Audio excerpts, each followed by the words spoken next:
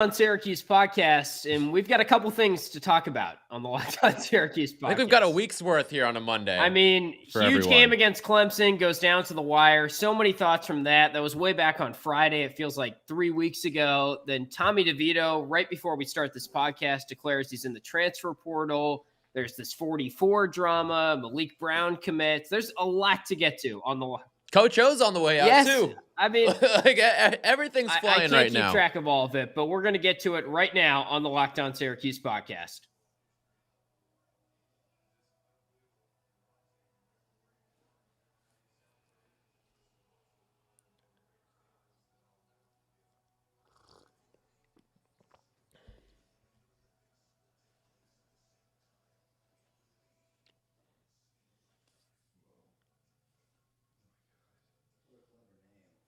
All right, we thank you for making Locked On Syracuse your first listen every single weekday. We are here with you guys. We are free and available wherever you get your podcast and on YouTube as well now. Just search Locked On Syracuse on YouTube. Subscribe to the show on YouTube if you haven't already. And, man, where do we start, Ty? I mean, Tommy DeVito, that just came through like 3 minutes before we started this podcast. I'm glad because... Yeah, at least he had at least we didn't hit stop recording, and then it usually comes out. That's what happens. Then we're really screwed.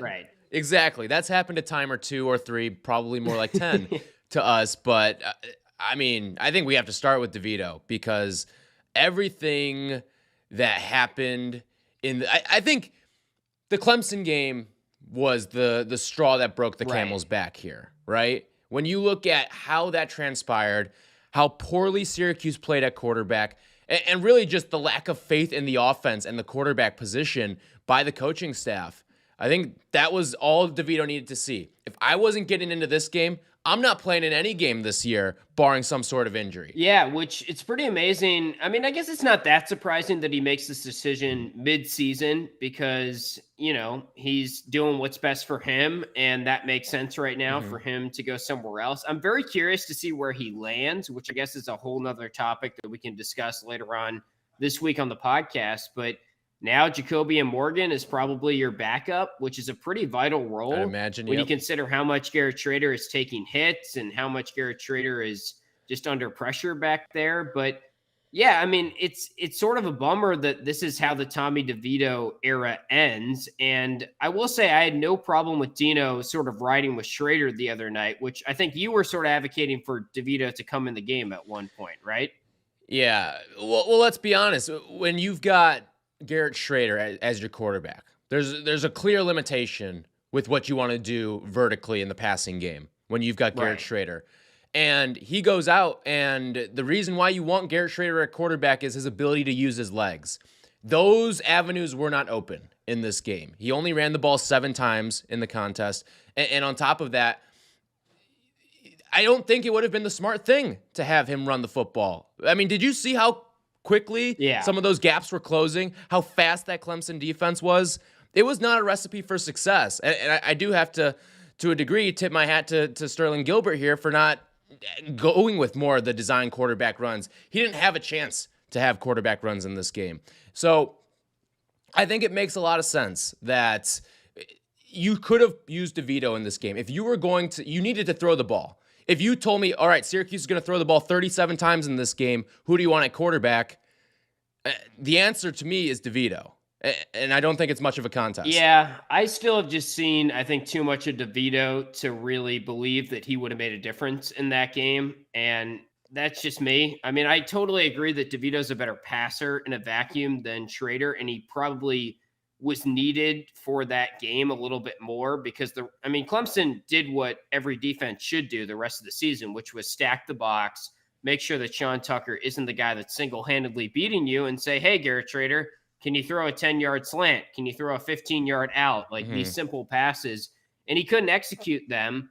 But at the same time, he's getting pressured a lot. And Garrett Schrader, from what we've seen so far, is just better at making plays when he's pressured than Tommy DeVito. And the way he stood in the pocket and made that deep pass to Trevor Pena later in the game, I just have seen enough of the DeVito experiment and everything. And now I guess we've definitely seen enough because he's moving on from Syracuse, which is kind of crazy. We've seen it all. Yeah, we've seen the end. This is over. No, but the reason I think Tommy DeVito could have been used in this game is he's got that free playing spirit where he's just going to rip it, especially when he comes in a reserve role. What have we seen? He's just going to let loose and chuck.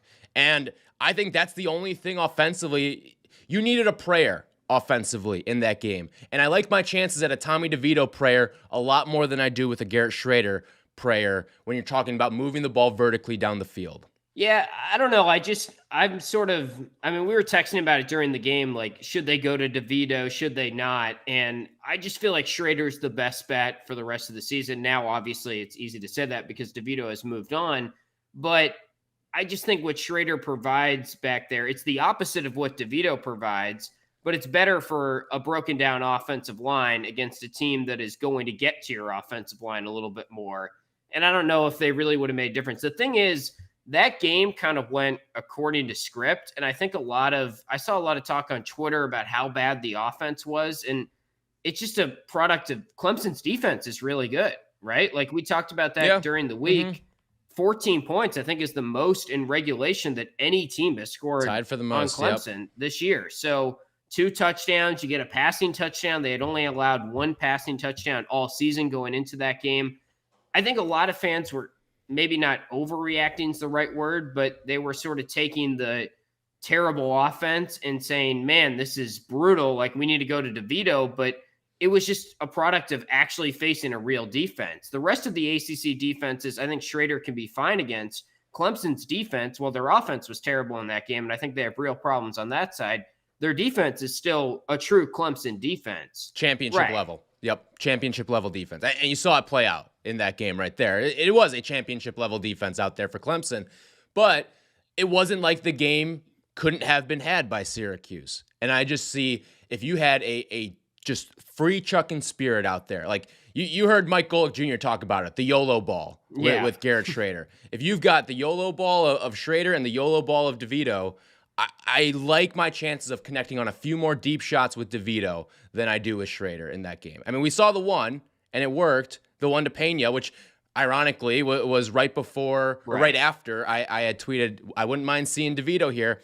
And listen, I wasn't alone in the DeVito camp. I saw there were a couple former players on the team that said, maybe we should look at DeVito here. I think matchup-wise, if you knew you were going to throw the ball 37 times, you had to go with DeVito. Because in this game, I mean, Garrett Schrader went 17 for 37 passing the football. 46% is not going to cut it against this Clemson defense. Yeah, it's just tough because I feel like DeVito would have gotten sacked more, and I feel like we've just seen what DeVito is against high-intense defenses that provide a lot of pressure, and it doesn't make me optimistic. And I don't think Schrader was good in this game, don't get me wrong, and his PFF numbers weren't good. I think he checked in at like a 58 grade, which is the worst he's had at the quarterback position so far since he's become the full-time starter.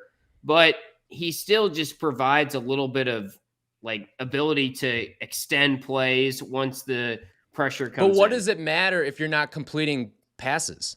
That to me is it, like, okay, yeah, you can evade a couple sacks here or there, but if you're just spiking it into the ground 20 times, I don't see the benefit. I'd rather take a sack here or there, but know that my quarterback can at least have some accuracy down the field. We have not seen any throws downfield where Schrader has been wildly accurate. Well, the Pena throw, but that was it. The Pena throw, but okay, it wasn't a great throw. It wasn't like he hit him in stride. I mean, he did. Pena kind of had to slow up a little bit to grab it, but I think he hit him in stride. He chucked it up. It's okay. Anyone can sort of make, like, you don't think Tommy DeVito could have made that throw. But I think what would have happened is if DeVito came in and he made that throw, we'd all be like, oh my God, he hit him in stride there. So we got to give him credit for that. And he stood in the pocket and took a shot on that play as well. He took a shot. Yeah, sure. Okay. But I just think when you're throwing the ball that much, you've got a quarterback who can't throw the football. And he gets lucky. It's like Rex Culpepper, what we saw with Culpepper last year. Did he hit a couple deep shots? Yeah, okay. But he just was not a good quarterback out there for you. He'd get lucky every once in a while, but the blind squirrel finds its nut every once in a while. And that's what we saw with Schrader on that one throw. I just think it would have been better off with DeVito. I think he would have given this team a much better chance to win, knowing that you were going to throw the football 37 times. All right, let's put a pin in that for just a second. Got plenty more thoughts on this. Got plenty more thoughts on everything that happened this week. And it was a busy Syracuse sports weekend for sure. But I want to remind you guys about Prize Picks. If you're a college football fanatic right now, you got to jump into Prize Picks. It is daily fantasy made easy. I love this, and I know you guys will too. PrizePicks is the leader in college sports daily fantasy. They offer more college football props than anyone in the world and offer all sorts of players, Power 5, non-Power 5, mid-major, whatever. You can do cross-sport stuff. So when Syracuse basketball is involved in a couple weeks here, you can do maybe Joe Girard threes combined with Garrett Schrader over-under and stuff like that. It's a lot of fun. All new users, once you use our promo code, you receive a 100% instant deposit match up to $100. And that promo code is Locked On, all one word. Again, that promo code Locked On, all one word for 100% instant deposit match up to $100. You pick 2 to 5 players on an over-under. It's just you against the projection, you against the projected numbers. PrizePicks allows mixed sports entries like I talked about, and it's an award-winning app that you can download on the App Store or Google Play. So don't hesitate. Check out prizepicks.com and use that promo code Locked On to get to your savings there on the App Store and download the app today. PrizePicks is daily fantasy made easy. So you're right. I mean, Schrader wasn't good in this game. There's no denying that. I just don't think DeVito would have been good also against Clemson. And I just would have liked to see it, though. Like, you'll never know now. And you live in that world of what if, right, with Tommy DeVito in that game. But haven't we seen it for very 4 intriguing. years? I mean, that's my argument. We've seen it for a while. But haven't we seen him flash at times, too? Like, are we just going to completely take away the fact that he has had some of these games where he's looked fantastic, like the UNC game? I would have liked to see a Tommy DeVito who maybe went into that game knowing, this is the last game I'm going to be here. Okay? Maybe he did go into that game thinking that, especially if he wasn't going to play. Maybe he goes into that game and just lets it rip and is a completely different DeVito playing like he's got nothing to lose out there. I would have liked to see. I'm intrigued by the possibility. I'm just at the point where I've seen him too long to really believe anything's going to. But you've seen Garrett Schrader too, and he can't throw the ball. And you're going to go with a DeVito. They went with a DeVito style offense. But he didn't run the ball in this game, and that's the frustrating part. Is it wouldn't have worked. So if you know that you have a quarterback that can't throw the ball downfield and a quarterback who can run, but this defense isn't going to let you run, and you're not going to dial up any sort of run plays, then what's the point? I just don't get the point in leaving him out there. Well, here's my thing is that DeVito would have just been rattled by the pressure where Schrader actually got a couple passes off. And it's also worth noting the wide receivers dropped, 5 or 6 passes in this game? I mean, I haven't seen the final numbers, but it wasn't great. Good. I know there were a couple that some fans were like, oh, that should have been caught. And then you'd see the replay and it probably shouldn't have. It was a bad throw. He was throwing behind some guys. Yeah, but a good wide receiver catches it. And a lot of those examples, they hit their hands. I think there were some. Right? Yeah, but it's one thing to hit your hands, but it's another thing to hit your hands when you're running to your left. The ball is way to your. So I'm trying to think of this mentally right now. So if you're cutting left, okay, and then you're turning and it's facing the opposite way that you're running, even though it hits you in the hands, that's a tough catch. You can't make that catch all the time, especially if you're being hit by a future NFL player in the process. Listen, we've talked about it ad nauseum. The receivers on this team are not very good, okay? And I'd much rather have the possibility of a quarterback who's shown a lot more accuracy over the course of his career. Yeah, but, I mean, accuracy is one thing. That's one of, 10 things at the quarterback position is. We're never going to agree on this. I just think Garrett Schrader, we've seen enough from Tommy DeVito to realize that against an elite defense that's going to pressure him, I just don't trust him in that situation. I don't trust him to make plays on third down. I don't trust him to stand in the pocket. I don't trust him to come through, basically. And I've seen such a... And you trust Schrader? What is Schrader? He's won one game. Yeah, but against good... And that's the part where I disagree with. I know you brought up the records, but that's DeVito against what? Ohio and Albany? Oh, I get it. It's different teams, right? But he wasn't given a chance to play against some of those other teams. But he was. Schrader was given the chance to play against some of those. Schrader was given the chance to play against some of those teams and has failed those chances. I mean, he's 1-3 now as the quarterback at Syracuse in 3-point losses. And when it comes down to those 3-point losses and you're not throwing the football, that's on you as a quarterback too. You have to be able to make some of these plays, and we just haven't seen him make them. Dino has zero confidence in Garrett Schrader right now to build a 2-minute drive. And we saw that. Why do you think he went for it? Why do you think he kicked the field goal on 4th and 1? because he didn't trust his quarterback. Right, but he clearly trusts him more than Tommy DeVito at this stage, the fact that he's playing. He does. Yeah. I mean, listen, he has zero trust in the quarterback position right now. Zero trust. And I don't blame him. So I think that's a larger point here that I realized when I was watching this game. Everyone wants to pinpoint, all right, who's at most fault here? Is it Sterling Gilbert? Is it Dino for the decisions that he constantly keeps on missing on? Is it Garrett Schrader? Is it the wide receivers? Like, there's all these things to point at.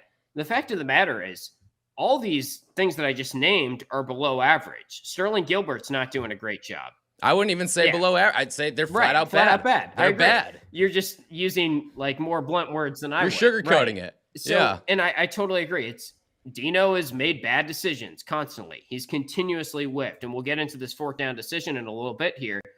Sterling Gilbert is not calling the plays to an adequate level right now. He's not getting Sean Tucker the ball enough. I understand they stacked the box in the second half, and it's tough, and I don't think Sterling Gilbert... But he was still rattling off some runs, and that's the thing is, he'd have a stretch of, 1 yard, 2 yard, 1 yard, no gain, but then he'd break off 9. Right. And it's just like those little pop plays are what you need to wear down defenses. And I feel like Syracuse would have been in the driver's seat with that. So you wanted Sean Tucker to get the ball a lot more in the second half, I'm guessing, right? Yeah. I mean, there was a point in the game where I think up until the final 2 drives, he had 15 carries. Right. And he was going, he had, 130-something yards at the time, too. Yeah.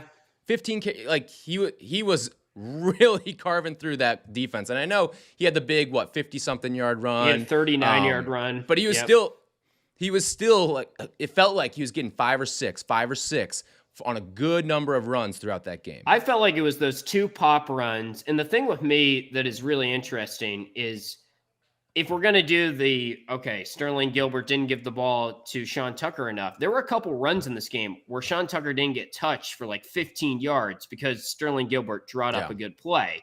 And he did a lot of those outside zone runs in the first half that really got me excited about the direction of this offense. And I still think they're going to be somewhat successful against bad defenses. The fact of the matter is Clemson's not a bad defense. They're really good. They held Georgia to no offensive touchdowns. So we have to look at this sort of in a different lens than the other games, I think. Right. I listen, we've talked about it. I know there was someone that disagreed with us saying that this was an elite defense. That was an elite defense out there for Clemson. Terrible offense. And is Syracuse going to get theirs? Yeah. Is Syracuse going to get theirs against some of these other teams throughout the ACC schedule? Absolutely. I 100% think this team is going to put up points, but what's been the common theme now? You've had 3-point loss, 3-point loss, 3-point loss in your last 3 games, okay? And it's because you haven't had the ability to move the ball down the field. There's zero faith in this offense to put together a 2-minute drive. Zero. It's hard to say that, though, you can't because run the ball every single scored, time. 65 combined points in the last 2 games before this? But guess what? What have they also done in all of the... I mean, you failed to win the game in the last 3 in 3-point games. And when that becomes the trend...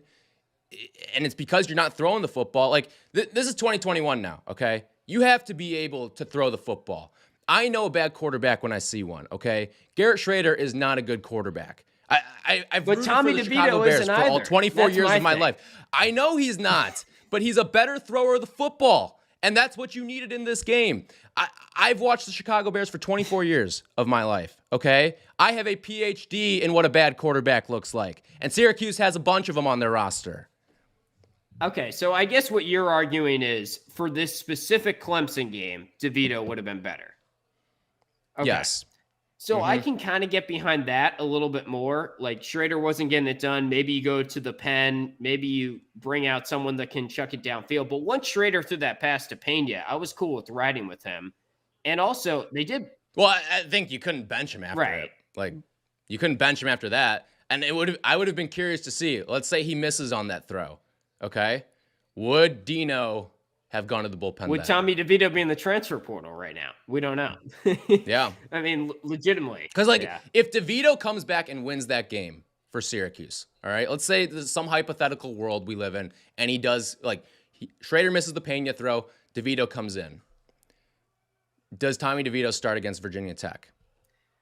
I mean, if he came back and led them to a victory, probably yes. But I don't think Dino was ever really that close to going to DeVito. I'm with you. I don't know if he was close Right. either. Yeah. So, all right. Well, let's get into the fourth down decision in just a little bit. But first, I want to remind you guys about Built Bar. It is the best tasting protein bar out there right now. It's our favorite. And Built Bar has 9 delicious flavors to choose from. They got coconut almond, cherry, raspberry. They even got mint brownie, peanut butter brownie, which is our favorite. Also double chocolate and salted caramel. They also have some limited time flavors. Right now, that limited time flavor is a cookie dough chunk, which is just sounds delicious. Built Bars, the best thing about Built Bars, they're delicious, but they are also good for you as well. You just take a sample of one of their flavors, 17 grams protein, only 130 calories, only 4 grams sugar, and only 4 grams net carbs. They are somehow a delicious treat that is also good for you as well. Go to BuiltBar.com, use our promo code LOCKED15. Again, that's LOCKED15 to get you 15% off your first order. That promo code LOCKED15 for 15% off at BuiltBar.com. You can choose from their 9 delicious flavors right now that are out there. So this decision, we were going to leave the show with this, but then Tommy DeVito decided to transfer, which, holy cow, I can't even keep track of all the Syracuse news that has come through the past couple days. We could have spent an entire show on this fourth down decision. That's how big of a play it was. So let's start here. The decision in a vacuum, was it the wrong decision, right decision, in your opinion? Just like if you take away, because for me, I guess I'll start with what I think about it. For me, once it's Dino Babers after whiffing on several decisions, it's different after seeing this decision not pan out and wondering, okay, how is he continuously whiffing on another decision here? Yeah. But if you're a good coach and you make that decision and you miss, I don't think it's getting highly scrutinized. It's just a bummer that the field goal missed. Well, yeah, I mean, let's first of all, let's call this what it was, okay? You're sending Andre Schmidt out there to kick a 48-yarder. Right. That's not an easy kick for a college kid, it is in the professional dome, kicker. Yeah. I mean, it is in the dome, so you do have the perfect conditions and all that, and obviously all the stuff goes viral of how the laces were in and stuff like that. But if you're blaming Andre Schmidt, if you're finger pointing at Schmidt for this, you're misdirecting your blame. You can't make a kick with the laces in like that. You can't. Well, that, and just even if the laces were out, okay, asking a kid to make a 48-yarder against Clemson is not an easy task, like, especially for someone who's been struggling this season, too. You don't think there's some mental gymnastics in his mind right now? I mean, that was a lot of pressure for that kick there from a distance that he really hasn't been that comfortable with, especially as of late. Right. But getting into the decision as a whole here on should Syracuse have gone for it or not, it just gets back to what we said last week when we were talking about decision-making with this team.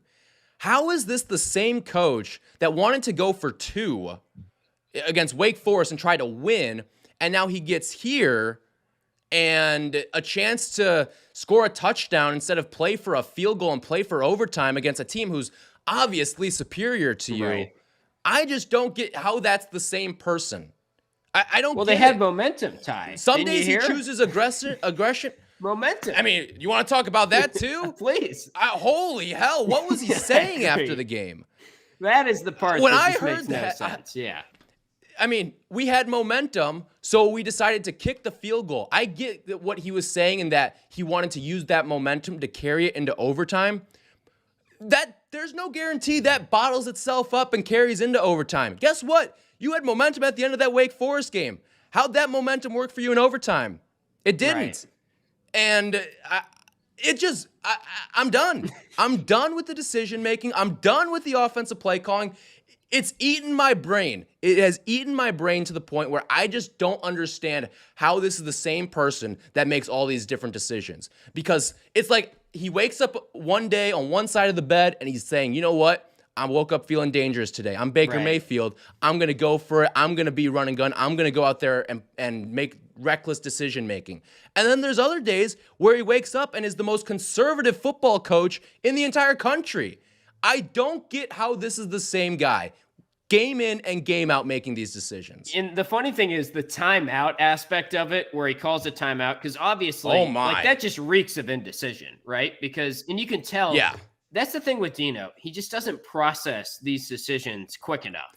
Well, here's the frustrating part too, is that it was very feasible that you could pick that because, okay, let's rewind one play here.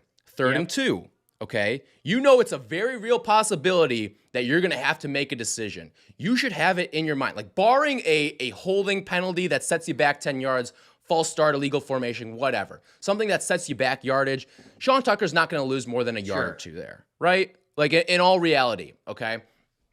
You knew that was a real possibility that you were going to have 4th and short and have to make a decision of whether or not you wanted to go for it. You gained 1 yard. And I feel like by gaining that 1 yard, you actually made the decision for yourself easier. And he took the wrong side of it. It makes no sense. That's all I ask from a head coach. Make it make sense. Right. I mean, just sometimes you got to make the simple decisions here. And this one could not have been simpler. I really do not think this could have been simpler. Yeah, so it's funny because you brought up how the Bears are in your life. I'm a Patriots fan. And not that long ago, they played the Bucs, huge Monday or Sunday night game. Yep. Brady and Belichick makes the decision to kick a 56-yard field goal in the rain. And they miss it, obviously. Yes. It goes off the upright, had the distance, whatever. But it's a pretty similar situation when you factor in an NFL kicker to a college kicker. I didn't hear, I'm sure in local Boston sports radio, they were criticizing Belichick's decision. I didn't hear a lot of backlash on it, like on ESPN or whatnot. And that's just because Belichick has established himself as an elite coach and elite decision maker. And he doesn't make a lot of those bad decisions. The thing with Dino is he called the timeout beforehand, which shows you that he was really in his own head about the whole thing. And this is what now, like 8 decisions in a row? I mean, it's honestly mind-boggling that he's been put in this situation as much as he has, and he's failed as much as he has. You think he'd stumble into the right decision once or twice? Well, so in that Florida State game, I felt like even though the results didn't go his way, and I'm wondering how much that Florida State game is impacting his decision-making now. Yeah. Because I think results-wise, it was an atrocity against Florida State. But I think the decision-making and the process was actually correct in almost every single one of those 4th down and field goal decisions that he made in the Florida State game. And I think you and I talked about, too, Wake Forest, we both liked the call to go for 2. Obviously, the play never got off, but we felt like the decision-making and the process there was the thing good. I don't get, just real quick, like, on the Wake Forest play, and this has been talked about, I think, but he says, when I saw Sean Tucker go into the end zone and the momentum changed, then I changed my mind. It's like, what were you expecting? If you're going to score a touchdown, everyone's going to be celebrating. It's going to be a big 20-something yards out. Right. Like, yeah. You had to know that the touchdown was going to be a momentum swinging play. That's what I don't get when he talks about, I was going for 1, and then I said, you know what? The way we scored, I said, go for 2. And it's like, weren't you thinking about that? Is it what? Because he bounced off a guy into the end zone? Like, congrats. What? All I want to do is for it to make sense. And what he is doing right now does not make sense. I don't understand the logic behind it. And, okay, I should take it back a step here, okay? Because we did say that I get why you're not trusting your quarterback, but you're telling me Sean Tucker can't pick that up? Right. Like, you've got an all-American level running back there for you who's had a lot of success against that Clemson team. And listen, Clemson probably knew the exact play that was going to get called. It wasn't like Wake Forest where they didn't know who had the ball 75% of the time on those running plays. But I would rather lose playing aggressive than lose playing passive. So, and to beat better teams and to pull upsets, you have to be aggressive. Who was it? Was it Sean Riley who tweeted out after 2017 Syracuse goes for it on that 4th down? Yeah, and he's right. I agree. I think you'd rather lose being aggressive. At the same time, I don't necessarily know if they would have gotten the 4th and 1. And I don't know if this particular decision was so egregious as people are making it out to be. It's just another like final straw situation like we were talking about with DeVito earlier. I guess the hypothetical question here to ask you is, if they did opt to go for it and they don't get it, do you think we're on this podcast today or other people are tweeting, why the heck didn't we just kick? It's a 48-yarder. Well, do you think that would have happened? Yeah. I think the people are tweeting, but I'm disagreeing with said tweeters because, again, we've seen Andre miss big kicks this year. And 48, I don't care if you have Steven Gostkowski back there suiting up for Syracuse right now. Prime Adam Vinatieri. I don't care, okay? It's a 48-yarder. That is not an easy kick for a college kicker. Right. It just isn't. I'd have to go and dig up the stats on yard by yard, what the success rate is, whether even if it is indoors, but it's not an easy kick. And people are acting like the people who are defending the fourth down decision here, they're acting like it's a 35-yarder. It's not. It's a tough kick for a college kicker. And I would rather, again, and this gets back to kind of like what we said against Wake Forest, why we like the decision to go for 2 at the end of the game. When you are playing against a clearly superior team, Right. the longer you draw the game out, the less likely things are to bounce your way when you are the inferior team, when you are the underdog. The longer things go out, the more they regress to the mean. The shorter and more condensed you make it, the larger variance you create. And by going to overtime, you put yourself in a really bad spot. Because Clemson is clearly the superior team. Yeah, and the whole manner in which they ran I don't even want to call it a 2-minute drill because it wasn't. It started with like 4 minutes, and I guess it started way back in their own. And they ran what, like 14, 15 plays too on that drive, and it got them to the 31-yard line. And here's another thing too. Even if you don't score a touchdown there, at least make the kick easier for a kicker who is lacking a lot of confidence right now. And I think the bigger problem is the holder and the fact that we don't have a special teams coach because, I mean, I don't even know if it's special teams. Yeah, it's bad. I mean, you want to talk about special teams. There is a couple things, which is hilarious because what did he say in intro presser number 1, Dino Babers? What did he say about a special teams? A special teams is going to be well coached. How about you get a special teams that actually is coached? That has a freaking How about coach? that? Yeah. Like, I mean, seriously, it makes no sense. It makes no sense. And to top it off, I do want to bring up this rule, too, on the fake punt. I tweeted this out. So for those who don't know this, okay, whenever you are in a kick formation, field goal, punt, whatever it is, pass interference is out of the rule book. You are allowed to deck a guy. Just absolutely lay him out if the ball's in the air. You're allowed to. There's no pass interference. And that's what happens when you don't have a special teams coach. And quite frankly, if I know the rule, every single player on that field should know the rule. It's a terrible rule, though, because there's these I think if it's a high and here's deep what happens. pass. Here's what happens. Right. Here's what happens on that play every single time when this does come into effect. The flag is thrown because the guy gets laid out, but then the refs confer, and then the one ref says, by the way, guys, that's not a penalty on kicking formations. And then they say, there's no flag on the play for pass interference.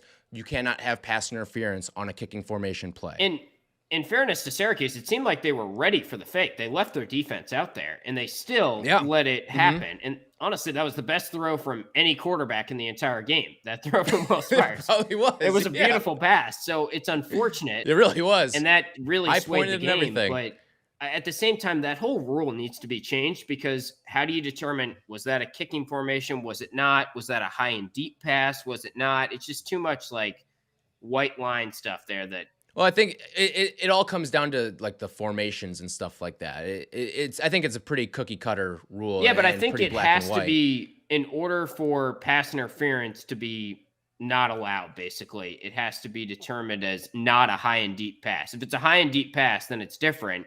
Was that a high and deep pass? I don't know. I mean, it was like a 15-yard pass that was sort of high to the right side. I don't know if that would have qualified or not. Yeah, maybe there's a gray area there. Right. But the way that I've seen it play out is that I don't think I've ever seen it where the penalty is enforced. Yeah. So I'm with you. They should have. Again, it's an odd rule. It's a very odd rule, but it's one that you should know when you're on the football field, and it would be nice to have a special teams coordinator to kind of lay that out for everyone. It's embarrassing. You're a Power 5 institution. Yeah. Gosh, I could go on about this game for another 15 minutes. I guess we got to cut it here because we've already gone a little bit long. We've got so much to get to on the pod this week. Coach O is on the market after next year. What does that mean for Syracuse? Do we have a realistic shot of getting him? Should we send the bag at him? A lot to get to on that front. DeVito enters the portal. We haven't even really fleshed out that. We'll talk about, all right, who is QB2 now? What does this mean for Tommy DeVito's future? What does this mean for his legacy?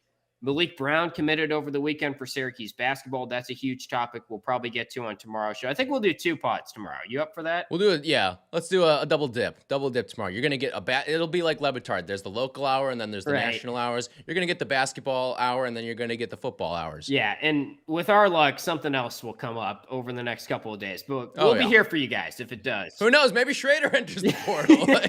Jacoby and Morgan, Wouldn't that you're be up. fun? Right. QB1. Gosh, it's been a wild week of Syracuse sports. This is why we have the podcast, though. It's a lot of fun to have 5 days to talk about Syracuse sports throughout the week when you have all this news that is coming down the wire here. We got basketball season coming up as well. I feel like we haven't even been able to preview that as much as we normally do. But anyway, a lot to get to. Virginia Tech this week. Subscribe now if you haven't already, because we're going to be bringing you guys daily podcasts on Syracuse sports, any breaking news that comes across. Follow the show on Twitter as well.